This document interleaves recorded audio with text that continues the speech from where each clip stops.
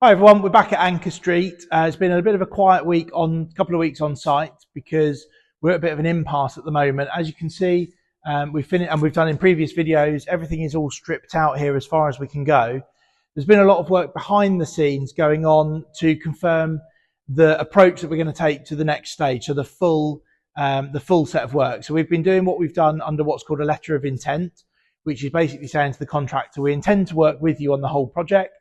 However, until we're clear on the exact scope, we'd like you to do this amount of work for an agreed price, and then we'd like you to stop. And there's a chance that we might then, not be able to move forward the whole project, but it allows us to move forward. It allows them to get used to the site, but it doesn't commit us to the whole refurbishment. So the budget for this whole project is around about £1 million on the refurbishment. So that's to create 25 new rooms, predominantly studio style rooms. So you've got a little kitchenette in there, ensuite in all of the rooms, and obviously all of the rooms then having a decent amount of space, furniture and what have you.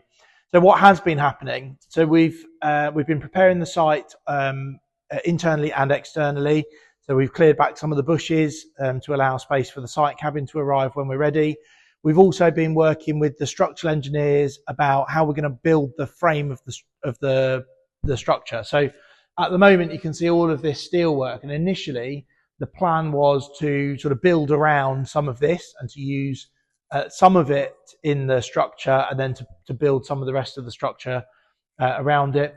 What we're trying to do is develop a design whereby basically we build a timber frame inside the existing four walls of the building and then build into the building. So that would mean that essentially none of what you can see already actually ends up being used structurally. And then as that's developed, what we've tried to do is essentially, so actually, if that's the way we're going to build out the internal structure, is it possible that we can just remove all of the existing structure? Now, of course, the big challenge with that is that the existing structure is holding the building together. So what we don't want to do is, let's just rip all of that out and the building just collapses, because that's obviously in nobody's interest at all.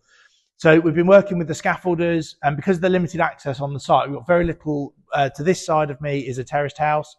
To that side, there's a small building attached and then very little space. The back is a railway line and the front is public highway. So there's very little space to work around the building. Whereas on some of our other sites, we've got lots of space, big yard and what have you. So what we've come up with, and the structural engineer, the contract administrator and the architect have all worked very, very closely together, such that what we're going to do is basically brace the building.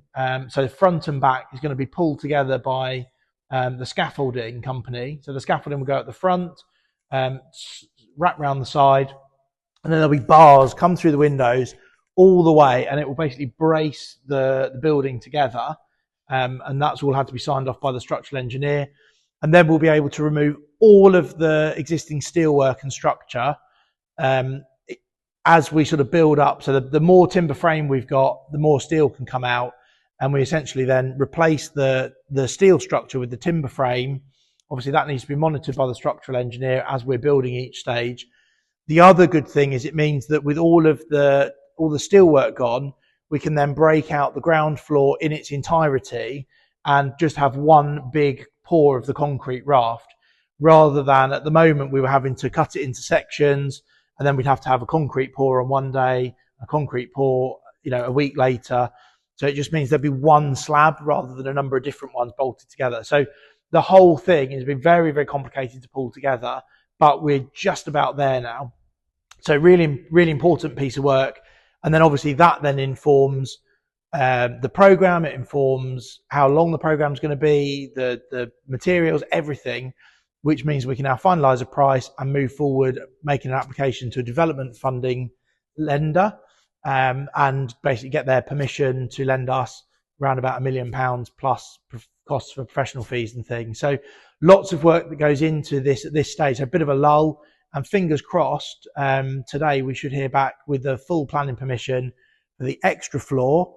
We've been backwards and forwards with the planning people. The acoustic designer has had to give lots of information about basically to reassure the environmental health people that the new roof structure won't allow too much noise in to the building for the tenants in the new floor on the roof. So again, lots of stuff backwards and forwards, lots of emails, lots of phone calls, but we think we're pretty much there now.